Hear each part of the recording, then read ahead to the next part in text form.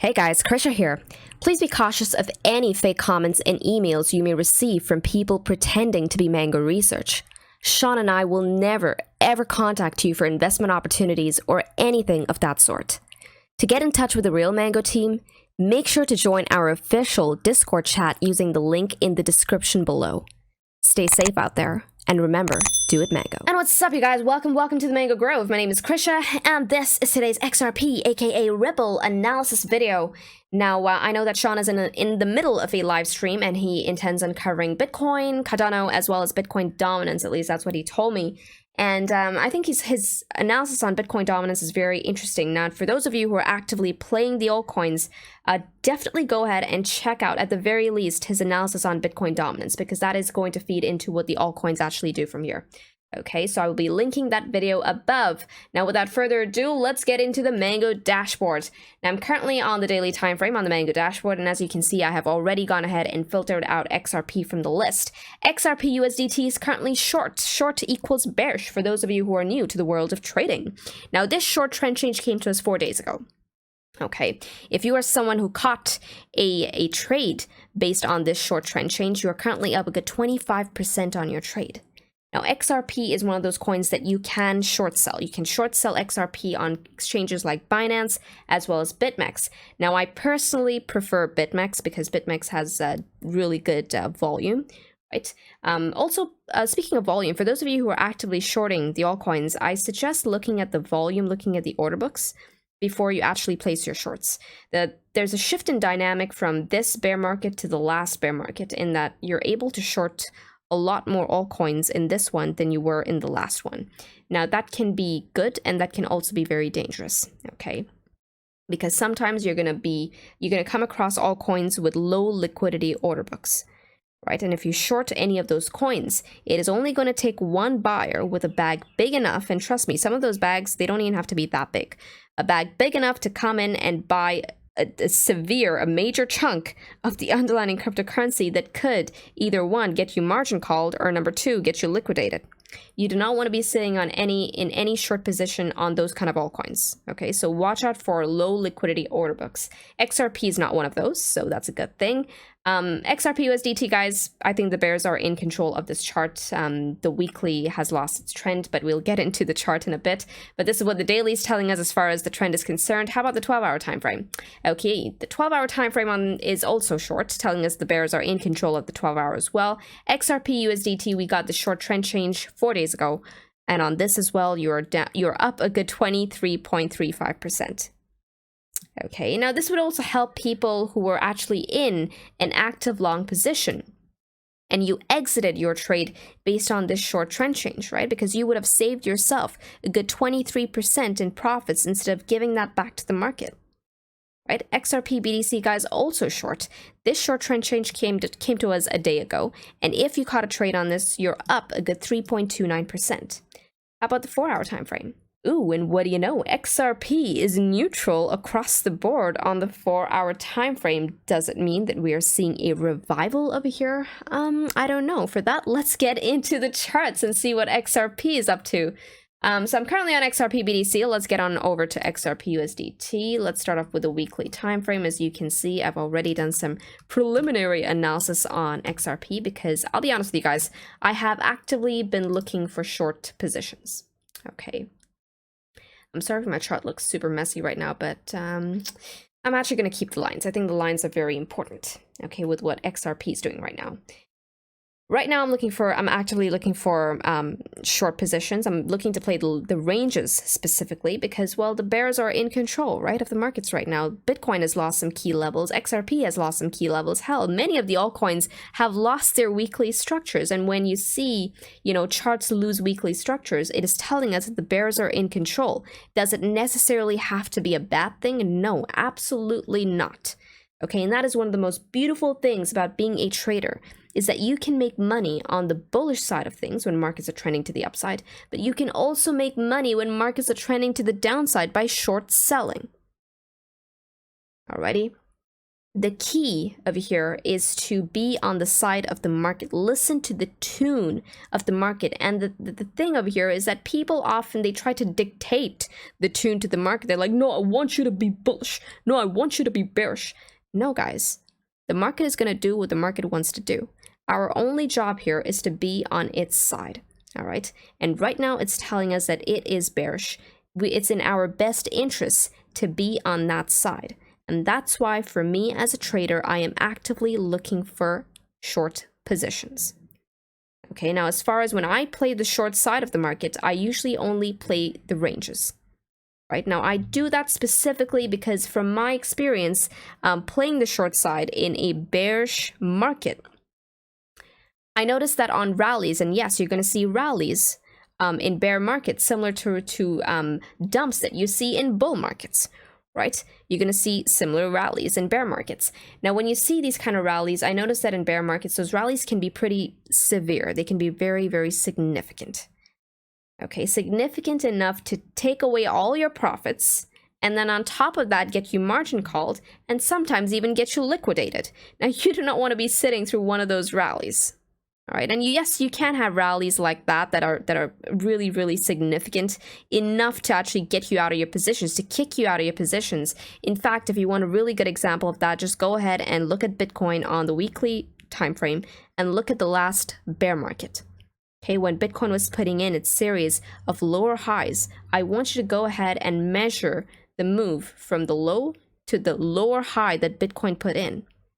Okay, look at that percent move, because anyone who's sitting in a short position, which technically was still in on the right side of the market trend, anyone sitting in a short position, think of how much they gave back to the market on all of those rallies, and hell, they had to sit through that. Even on a psychological standpoint, it's not an easy thing to sit through.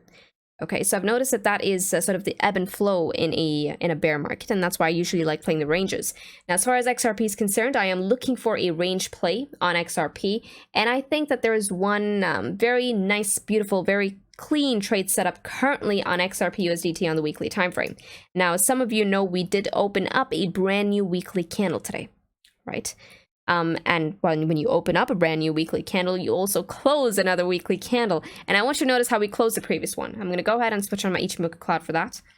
Okay, and as you can see, guys, on the previous weekly close, we lost the weekly 21 EMA. In addition to that, guys, we lost a key region of support. And yes, it was almost like a region/range of support that went in from 92 cents down to 84 cents, or sorry, 87 cents. Okay, so not only did we lose that range of support, we also lost the weekly 21 EMA. And as things are sort of playing out right now, it appears that price is going back up to get another test of that region, which was then support, now turned resistance. And what is really cool about this entire region right now, okay, price relative to this region of support now turn resistance, is that this is providing traders with a very, very neat trade setup wherein we have an invalidation point baked right into it. Okay, as you can see, these are weekly regions of contention. Now, the hypothesis that I am playing here is that if price breaks to the upside, I get out of my trade. Okay, I've been invalidated on my trade. However, I am playing for a retest of a support broken and continuation to the downside. Alrighty, now this is a very nice classic trade setup because I'm going to know when I'm wrong very, very fast on this trade. Okay, we break above, and I'm looking for candle body closes. We see this candle body closes over 92 cents. I'm like, you know what? I've been invalidated on my trade. It appears that the bulls want to take this up a little further. The first region of contention is going to come to at $1.12, going all the way up to $1.37. Okay, but as things have sort of unfolded on this weekly close, I do believe that price has now penetrated a brand new region of, well, price action. All right, the brand new region coming in from 87 cents, going all the way down to this region right here at around 62 cents. Okay, now as far as price relative to the Ichimoku cloud is concerned, guys, well, the cloud is still green. Something to note, but we have lost that weekly structure. In order for XRP to have maintained the weekly structure, it should have actually maintained this wick low right here as the low. Okay, this wick low came in at 88 cents. but instead we lost it swiftly to the downside. Now in my last video on XRP, I showed you guys this beautiful symmetrical triangle, and I was anticipating it to actually break to the upside, and that was primarily based on the entire market condition at the time, right? Bitcoin was still living over its major regions of support, as well as many of the other altcoins that were actually trending to the upside, and I was looking for XRP to follow that trend direction. However, the bears have now shown their cards and they have taken over here. Okay, it doesn't help me, it doesn't help anyone by being on the flip side of this. I'm better off just taking the trade in favor of the bears. Now, this is the current trade setup. I think price is looking bearish on the weekly, just primarily because we have lost that weekly uptrend. Okay, how about the daily time frame? What are we doing on the daily time frame? Okay, apologies for the mess. My goodness me. All right, so as far as XRP on the daily is concerned, like I said, the horizontals, as far as the horizontals go, they apply on the daily time frame as well. Okay, once again, guys, notice how we close underneath. It appears that price is coming back up to give it an official test. I also want to see where the 10 SMA comes in at. Okay, so now price relative to the Ichimoku cloud. Now, while the cloud is still green, I want you to notice how price is actually underneath the cloud. Okay, not just that, guys, we have a bearish crossover between the 10 SMA and the 21 EMA. And in fact, if I just go ahead and switch off those two moving averages, you'll notice that we now officially have a bearish crossover between the Kijun as well as the Tenkin. Okay, telling us that price relative to the Ichimoku cloud is also leaning bearish. All right, one more plunge to the downside, and I'm saying that cloud is going to start switching. The symmetrical triangle has broken to the downside as well. Now, if you're wondering, Krisha, at what point? Okay, at what point do things actually start picking back up? If I had to be honest with you, I think that as soon as price actually starts living over this region of resistance, okay, once again, from $1.37 going all the way up to $1.44, then there's a potential chance of the bulls actually taking back the lost structure. Okay. The final nail in the coffin for the bears. Remember, the bears are currently the ones who are in control. Okay. The nail in the coffin for the bears is if price starts taking out this wick high right here, okay, which comes in at $1.96. I know it's going to be a far-fetched target. You're like, really? It's going to, you know, that's what it's going to take for price to actually start showing strength. And I'm saying yes. Okay, because of how severe this bleed has been and because of how intense the bears have been on the sell-offs, I'm saying that that's what it's going to take for the trend to actually flip from here. I want to start seeing the bulls actually take out the highs in order for me to anticipate any sort of major trend continuation to the upside. Before then, I'll be looking for price to actually put in a series of lower highs. So we had one high that came here, a lower high. So even on the next rally, I'll be looking at how price really reacts off of these major highs that were put in. Right. My bets are, I mean, the bears are in control, and for as long as the bears are in control, I am leaning on the bears side. I'll be looking for the next lower high to be set in. Of course, as a trader, I'm going to be fluid. I'm going to try and keep my biases at bay. And for that, if price for whatever reason actually starts taking out the highs, I am more than okay flipping. I will flip with the trend. Remember, the trend is the one that plays the tune. We do not dictate the tune to the trend. Let the trend do that for us. Let the market do that for us. It is our job to just get onto its side. Okay, so far this is a very classic play in that break of major support to retest of that broken support and then continuation to the downside. If I'm wrong on this trade, then I'm saying that, all right, so price is going to start closing candles over this 92-cent region, which tells me that I have been negated on my trade. This is going to be the first tip-off on continuation to the upside. First region of contention, $1.12, going all the way up to $1.37. Okay, now I do believe that the first signs of a revival from the bulls is going to be given to us on the 4-hour time frame, and here's what I'm looking at. If I pan on over to the 4-hour time frame and put on my 10 SMA as well as that 21 EMA, all right, let's hide everything else. Let's get rid of all these nasty lines. All right, now I want you to see what's happened here. Now remember, this was that beautiful symmetrical triangle that we were in, right? Price broke down, and we have been breaking down ever since. However, notice how every touch of the 4-hour 10 simple moving average has been met with rejection. Okay, this is the first time since the break that we have managed to actually take it out. Okay, we've closed a candle over the 10 simple moving average. I will not be surprised if we come down for another test, only for price to pick it back up. Remember, the trend on the Mango dashboard on the 4-hour time frame is telling us that it has flipped neutral. Right? It is no longer short, it's flipped neutral, telling us that, okay, we might be seeing a turn here. However, we'll have to wait for additional price action in order for us to really determine if this is a legitimate turn. All right, I think this is the first move, okay, by the bulls. However, the second move is only going to come in as soon as we start taking out the 21 EMA and the Tenkan.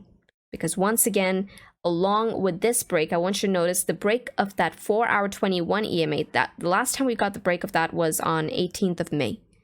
Okay, we have not lived over the 21 EMA since then. Ever since we broke down from the 21 EMA, we have been using it as resistance as well. Okay, so takeout of the 21 EMA is also going to mean a takeout of this major region of support, which is going to tip us off on continuation to the upside. Just keep it simple, stupid, keep it mango, be on the side of the trend, because there is money to be made on both sides. Remember that. Now, this is what XRP USDT is up to. How about XRP BTC? Let's go ahead and maybe dissect this on the weekly time frame. Okay, and this is a good reason as to why Sean and I always tell you guys to wait on candle body close, because I want you to notice this the last week. Okay, notice when price was actually over this region of resistance. In fact, when we covered XRP, I believe price was over that region of resistance, which came in at 3,593 sats. Now think of what that candle must have looked like. That must have looked bloody bullish, right? But notice what happened right then. Prices dipped through the intra-week timeframes. XRP dipped as well, and this is how the candle actually played out. Not only did we lose that, not only did we give back that resistance that we took out, but we lost all the gains we made even in the previous week, and we in fact even lost a major region of support that we had taken out. Okay, resistance then turned support. Again, we've given it back to the market. All right, we've also lost the Kijun in that dump. Now, price has lost a major region of support, which came in at, what was this? 2,430 sats. Okay, we've given that back. So I'll be looking for how price reacts off that region. I'm saying that if we start getting rejected off the Kijun once again, we're likely going to come back down to 1,913 sats, which also lines up with the weekly 21 EMA. We start losing the weekly 21 EMA, then next region is only going to come in at 1,476. And let me tell you something, guys. While this looks like very tiny regions on my chart, these are not. From just the weekly 21 EMA to the next region is going to be a good 22% to the downside. Okay, so it is going to get volatile, and it's going to pay to be prudent and to pay to actually keep your biases at bay. Alrighty, now these are the most immediate levels that I have for you guys. The bears are very much in control, and I think the plays right now are on the short side of the market. And yeah, be on the side of the market, guys. That's what pays at the end of the day. That's what's going to bring food on your table and put a roof on top of your head. And there's no reason to be, well, sad when you can make money on the other side, right? Now, this is all I have for you for XRP. And with this, trade safely, trade stress-free, trade the mango way, trade the easy way. Ciao.